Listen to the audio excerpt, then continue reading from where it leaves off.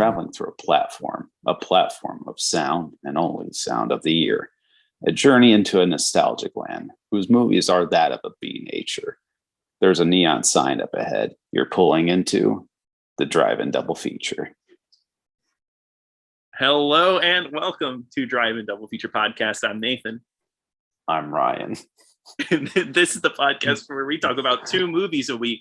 Scratch that. That might be different this week. And we talk about them every Tuesday and Thursday. But before we get into today's episode, be sure to check out patreon.com.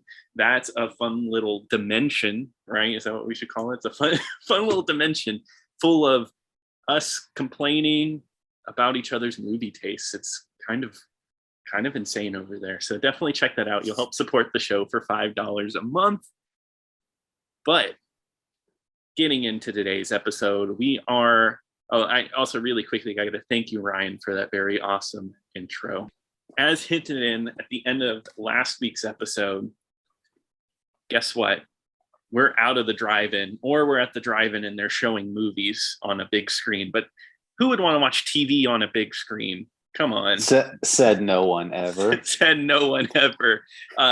This is the episode, or this is the week where we talk about TV. We're talking about some of our favorite TV series. And guess what? If you couldn't guess already, we're talking about Twilight Zone today. And we picked out 3 episodes for you. I do want to ask you one question before we get into this. Like, what would you do if you went into a special screening for a movie? They don't tell you what it is, and then you just pull in and they just start playing episodes of a TV show. I would be pretty upset. I'm not gonna lie. I couldn't imagine, because Regal does that. They do mystery movies, and I was already angry enough that they played an Apple Plus movie. I couldn't imagine if they showed 3 episodes of Ted Lasso in no order. They were just 3 random Ted Lasso episodes. Yeah, it's totally not even connected. And yeah. But you say that, but people, they do that. They've shown TV on the big screen. They show Star Trek episodes sometimes and stuff like that. They did it for Game of Thrones too, I believe. Yeah, but would I pay money for that? Probably not. So if they were playing these 3 episodes at a theater, that's what we need to determine if it's worth going to the theater to actually sitting there and watching to see this lineup. I guess it's kind of like the Twilight Zone movie, right? Where it's a bunch of the stories put together. This could be the other Twilight Zone movie, and we'll let you know if it's a good one. I guess I'll say what my criteria was, because I didn't really pick 3. I mean, I did pick 3 specific episodes, but for kind of no reason. I really wanted to get a grab bag. I wanted to pick a fan favorite, a highly rated one that I remember a lot from my childhood, and then one that just looked interesting to me. And we're going to get into the very first one, which is a fan favorite, and the first one, Air. I'm going to do them in Air order. This is from season 1, and it aired March 3rd, 1960, and that's The Monsters Are Due on Maple Street. This is considered one of the best episodes ever. I actually must confess that at watching this, I thought I had seen this before, because before we get into that, because I actually had never seen this episode, but I'm a huge fan of Twilight Zone. It was one of my childhood favorites, and I guess before we get into it, Ryan, what's your experience with Twilight Zone? I've been a huge fan of it, actually, and I own the entire series. So I've watched not every single episode, but I definitely have seen a lot of them. And these 3 episodes that we did, I actually had already seen these before. Okay. And so I already knew what the big deal was with them. So, but I mean, each episode there's not really a horrible episode ever. It's usually, they're usually pretty consistent, and they usually have pretty interesting premises. Some are amazing and some are just good, but overall I would say there's not really too many bad episodes. No, I totally agree. And I really like this show, but I can't say I've seen every episode. My love for the show just comes from growing up and it always playing on holidays and marathons, on Sci-Fi Channel and stuff. And right, it was always the 4th of July, I think. I think they would do it on around Thanksgiving as well. That's what I remember. Because I remember one of my memories is watching Twilight Zone. Like, I had like a TV set up outside, and it was like 4th of July, and I was able to watch it like in the shade. Awesome. So it was so it was pretty nice. No, that's awesome. Yeah, no, I just remember watching it and just going through marathons, and I loved it as a kid. And it was weird because, I mean, as a kid, I didn't really watch many black and white movies. It was something I didn't really care for, but the Twilight Zone was a show that was the exception, I guess. I didn't really care if this was black and white at all. And I still don't like black and white things. But moving on from that, just kidding. Where's all the color? That's what I asked. Forget his name. I always forget his name. The CNN guy. I asked him Ted Turner. I asked Ted Turner to colorize these for me before this, just as like a personal thing, just as a personal favor. He probably would have. He probably would love it. But so Monsters Are Due on Maple Street is an early episode from season 1. And the premise for this one is it's literally just a street, Maple Street, and then a loud noise goes overhead and the whole street freaks out, and it becomes like an alien plot that they think somebody is here and somebody has nefarious reasons for being here. Definitely another part of just like Invasion of the Body Snatchers, about the Red Scares, McCarthyism kind of deal. That is the underlying elements here. Yeah, it's kind of like this perfect suburban area, and they're all portrayed as like, everyone's like, oh, we're such great friends, and we all the neighbors hang out together, and all that, and it's just they throw one little like hitch in there, and it's like, oh well, all those relationships are just a big facade. Yeah, exactly. It's all transparent. A little fun fact that I read, I didn't notice while watching this, is that the street, so the opening happens, it's Twilight Zone. Rod Serling always talks. He gives a monologue at the beginning. And we pass a street sign for Maple Street, and Maple Street's sign is not pointed on the street that they're on. It's actually the street that crosses it. I don't know how they messed that one up, but yeah, so technically they're not on Maple Street. Man, Rod Serling's just kind of an idiot, isn't he? That's what I'm hearing, because he made he did write this one, but he didn't direct this one. So, and I did read too. So the director was Ron Winston, mm-hmm.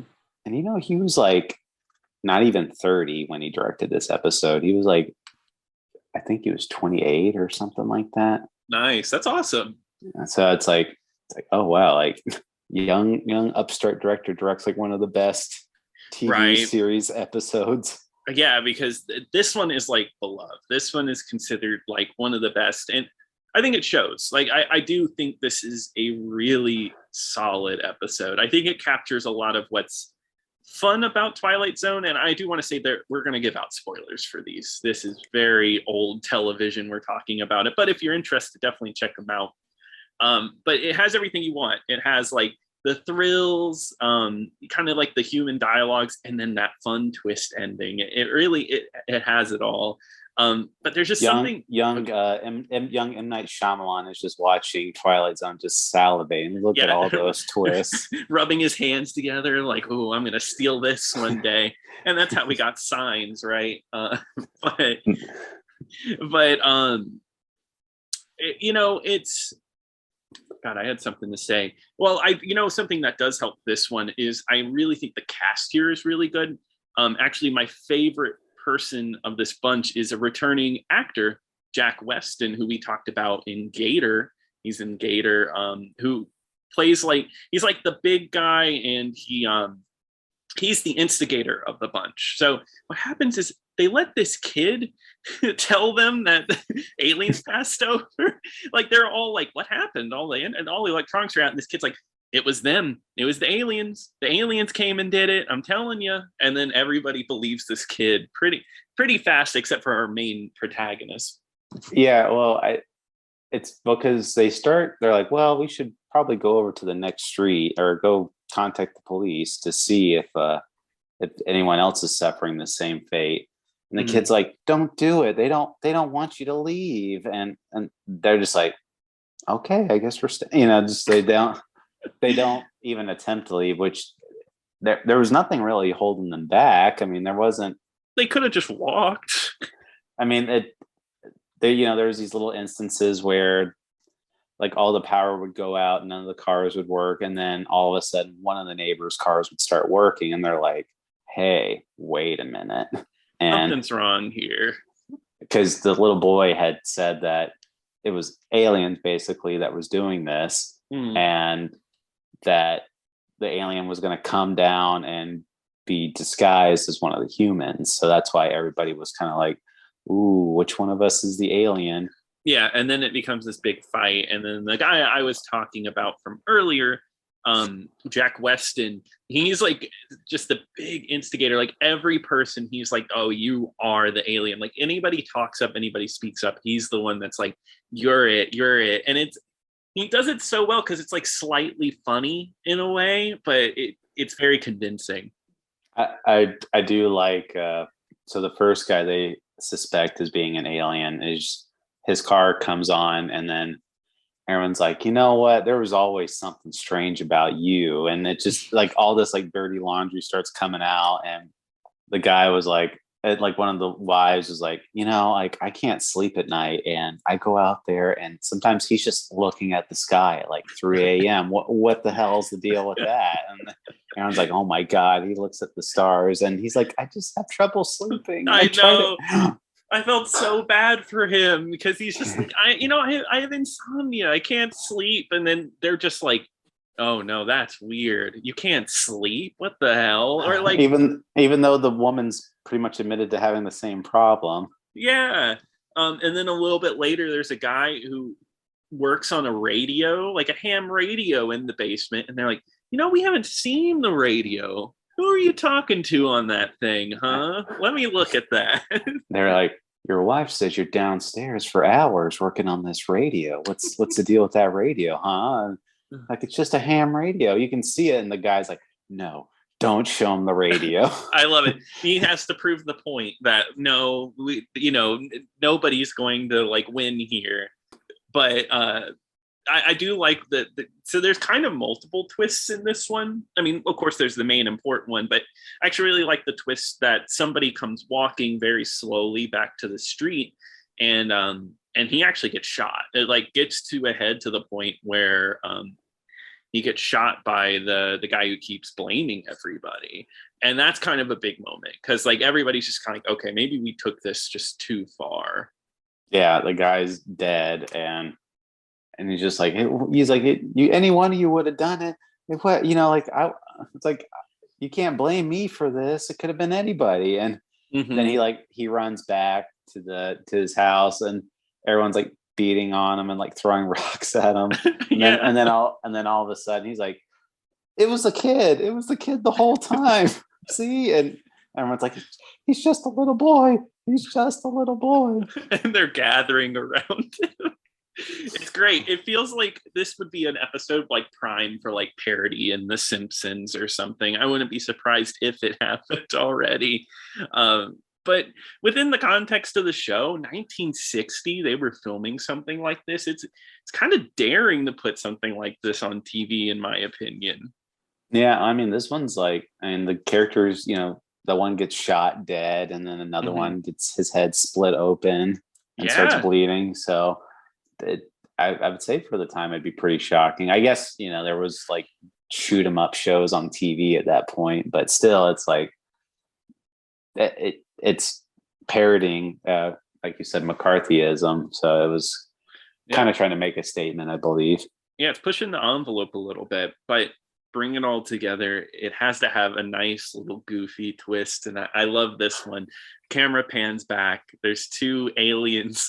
Well, before that, I do like the mayhem that breaks out. So after he accuses the little boy, like everyone just starts grabbing a weapon, and then all of a sudden, like everybody's house lights come on randomly, and then you just hear like random accusations, like, it was Jack the whole time. No, it was Steve the whole time. It was him.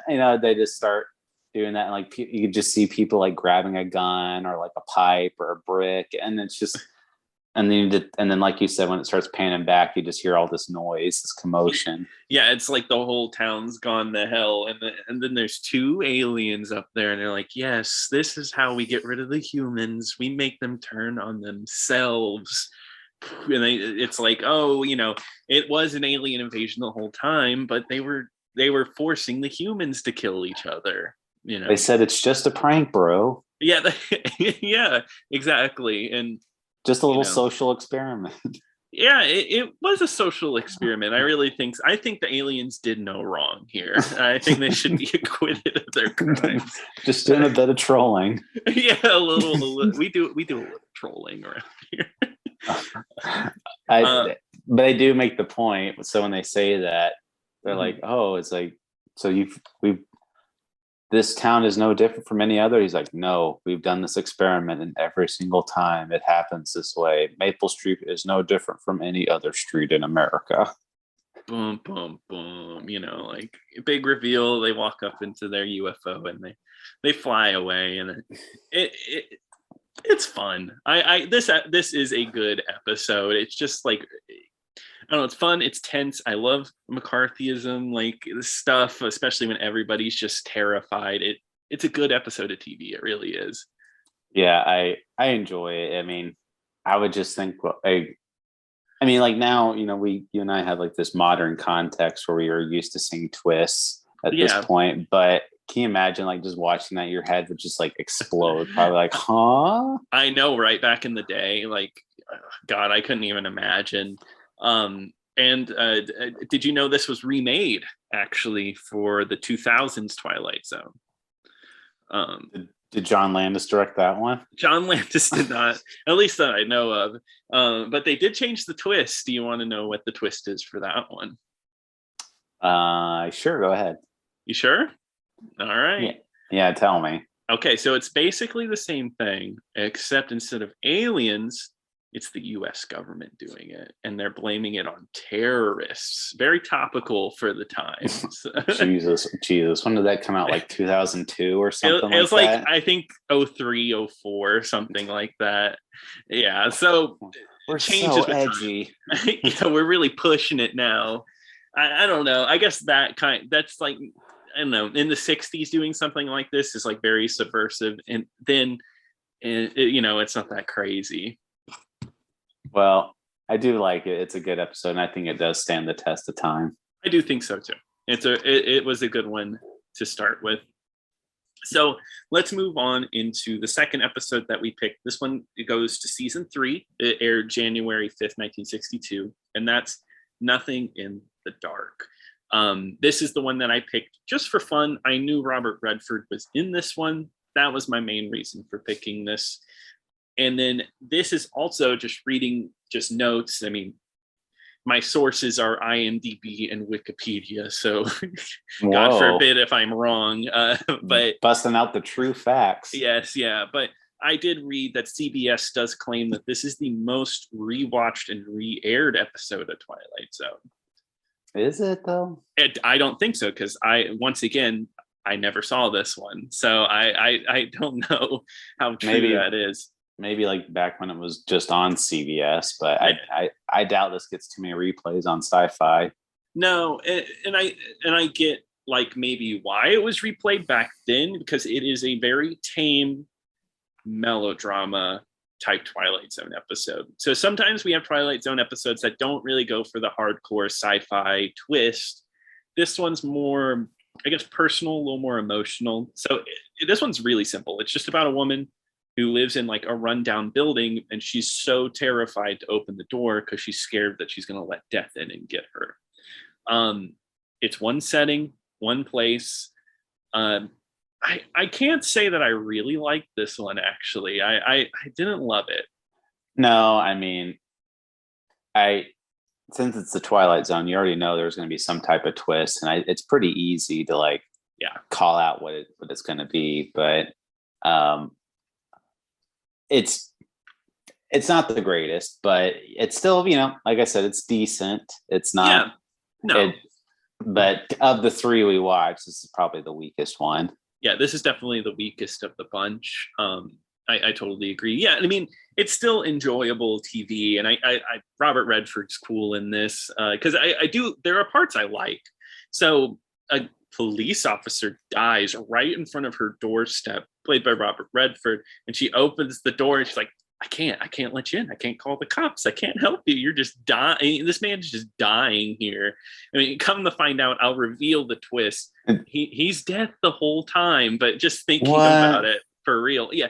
Once it was the easiest twist to see, and Twilight Zone's already pretty easy to see twist, but this one's like very, very apparent. Yeah, well, because she keeps talking about death. I mean, even when Robert Redford's just lying, like dying in the snow, she's like, I can't let you in. You might be death. And he's like, lady, you're not gonna help me. You're just gonna let me die in the snow. He's like, well, you might be death. I can't let you in. Yeah, and she's an idiot. She did let him in. She fell for the trap. She opened the door and like brings him into her bed. And I guess there's no phone in this condemned building. So like, come to find out, this building is like condemned. Everybody's moved out. She's the only one there, and they were going to like tear down the building with her in it, pretty much.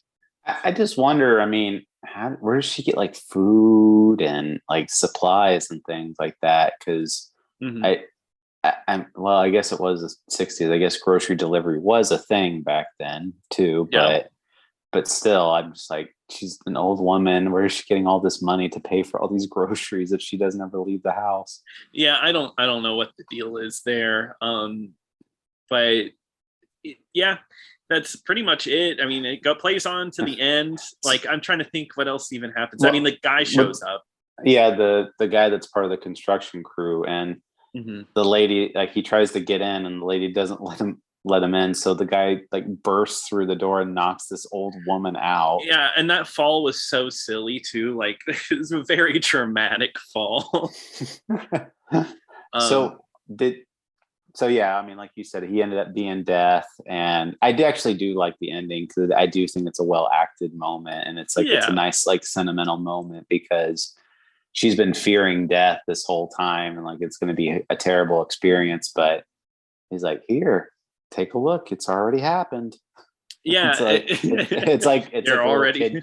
It's like a little kid getting a shot. They're like, it's all done. You didn't even realize it. Like, yeah. And then the kid looks back and they're dead bodies there with the shot needle in their arm. Poor kid. But no, that is how it goes. Robert Redford's like, there's the dead body right there. You're gone. But so wait, what do you think? Do you think the construction guy killed her? Like with that push? That's what I can imagine, because when they show it, she's dead on like a bed, right? Like kind of like she fell onto the bed, right? Or is she on the ground? She's on the ground, I think. And then the guy puts her on the bed. Gotcha. But I mean, she fights with the construction worker. So I mean, and the construction worker's real, right? He's a real guy. Yeah, he's a real guy. Yeah. Hey, lady, get out of here. Like, you're supposed to get out of here months ago. I'm lady. Don't make me call the cops. Yeah. After he pushes this woman down. Horrible. Yeah. So now he's got blood on his hands. He's killed an old lady. Well, he can just destroy the building and I guess bury the evidence. Yeah. Who cares? The building's going to come down anyway. Exactly. And you know, something about this episode, it felt really short. And I mean, all of these episodes were short because, you know, it's only a little over 20 minutes, but this one was like extremely short to me. Like it was over very fast. Or maybe you were just enjoying it that much, Nathan. You know what? That is true. Maybe I just wanted more, maybe an hour-long episode.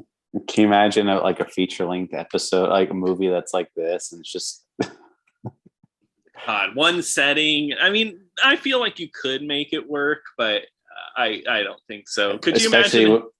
Well, because you'd already know what the twist was like 5 minutes into the movie, and you'd just be like, "Oh my god, just end already!" Yeah, exactly. Could you imagine if Spielberg picked this one over, like he picked like Kick the Can for the Twilight Zone movie? He's like, I want to do this one. I want to do the boring one. It's not that bad. I'm just kidding. But fantastic. Got it. Yeah, exactly. But I think it was my least favorite of the bunch, but still solid. But let's move into our last episode. We're going to talk about 5 characters in search of an exit, which was season 3, episode 14. Not too much later than our last one. And this is the one I picked because this is the one I remember. I have a very fond memory of me and my grandma sitting together. We watched this episode together, and she had never seen it. I had never seen it. The twist in this one, I remember blowing my little kid mind. I was like, whoa, how could they come up with that? And now it feels a little silly. It's a silly twist, but this is part of the reason I love this show. They always tried to do whatever. Like if it was a weird, silly twist, they did it. They didn't care how they looked. I actually think this one might. I like this one a lot. I've seen this one. I've seen this one multiple times too. Yeah, no, I love this episode. I think it's such an interesting episode. Mostly because just you have this random cast of characters, and they all have like very different personalities. Yeah, exactly. And I mean, just putting yourself in the mindset, it's just a small cylindrical building, and there's 5 people in here. There is a ballerina, a general, a clown, a bagpipe player, and a hobo, and they're all together. They all clash against each other, and the general is looking for a way to escape. And I think all these you come to like all these characters. The bagpipe is a little underplayed, but I like that there's a bagpipist in there. He doesn't say. I think he only has like 1 or 2 lines throughout the whole episode, and then the tramp kind of has a little monologue at one point where he's just like, "This may be the only thing that we've ever known. This might be our own little universe." Yeah, and exactly. And then the ballerina, she's just kind of like this kind of like, oh, like we have to get out of here, like just real soft and delicate. And then the major, like you said, he's kind of obsessed with getting out. And then the clown, who's like the best character, obviously.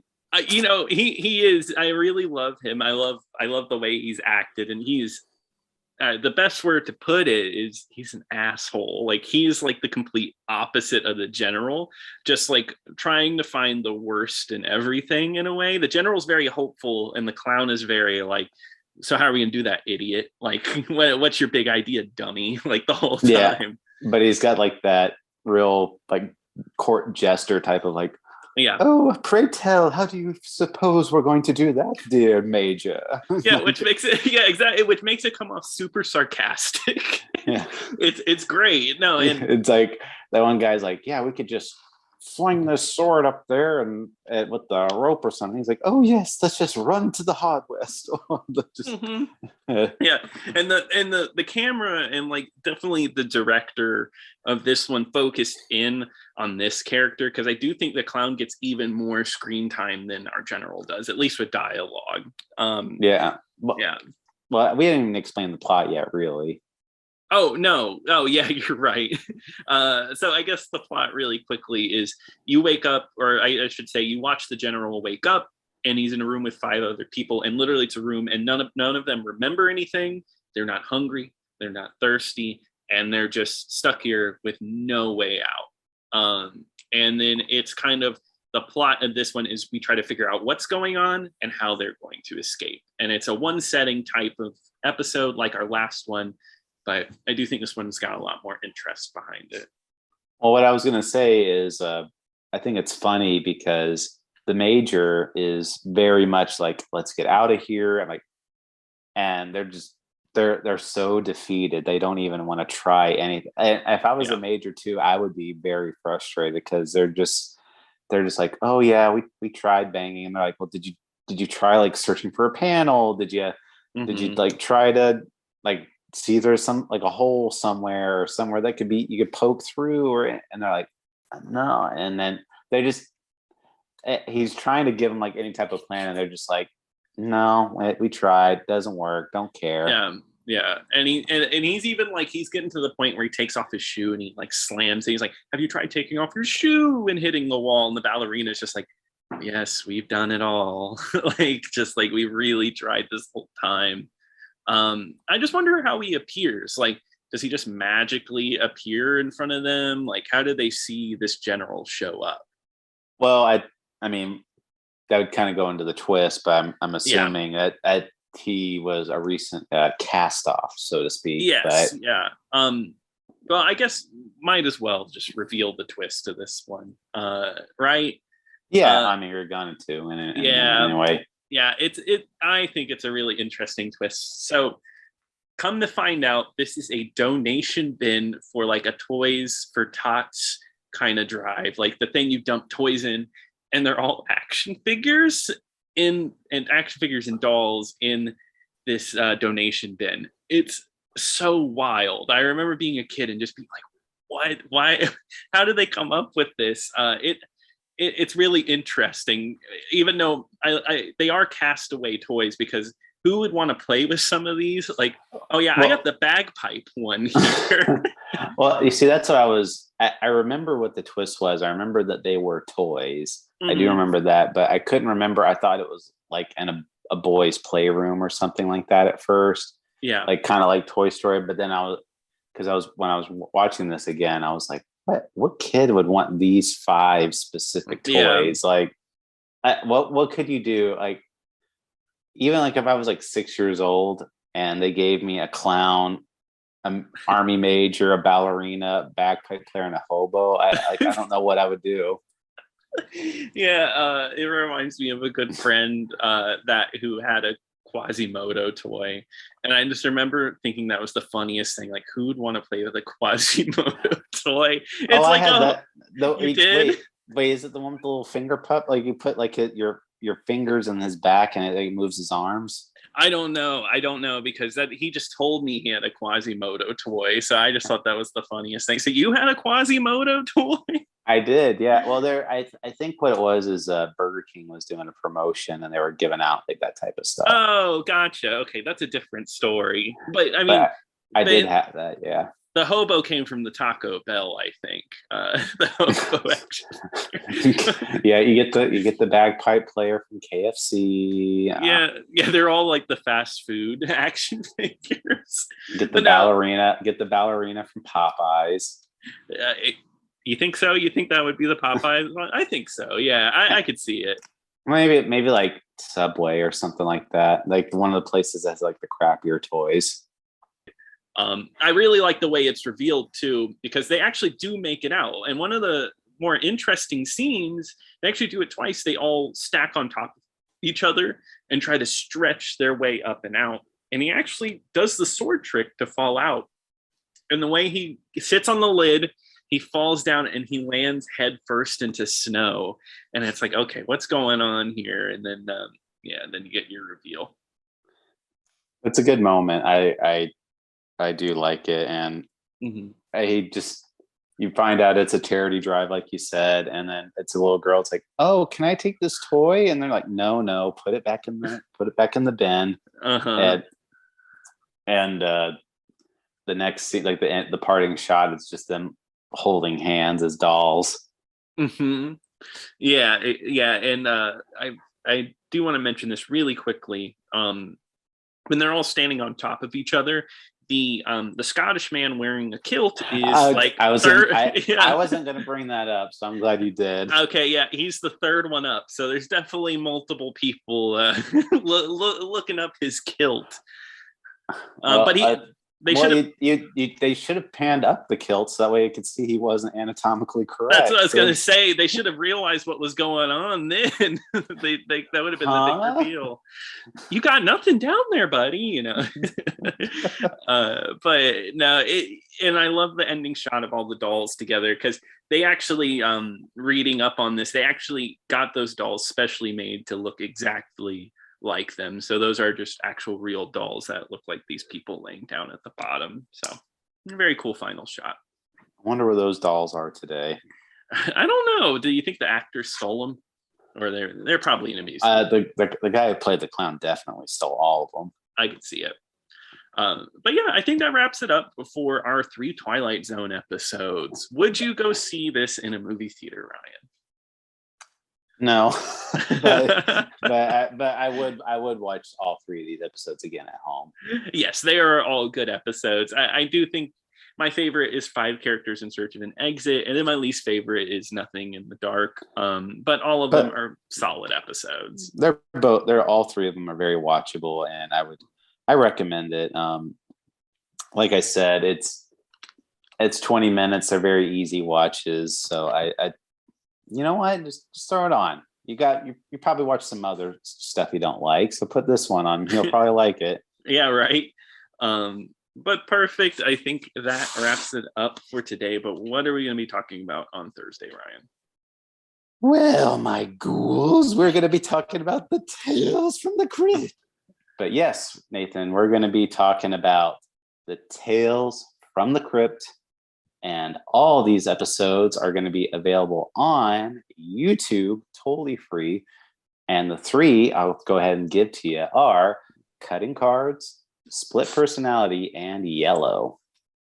Perfect. Well, I'm excited to watch those. If you enjoyed this episode, please send us an email at driveindoublefeaturepodcast. We just would love to hear from you.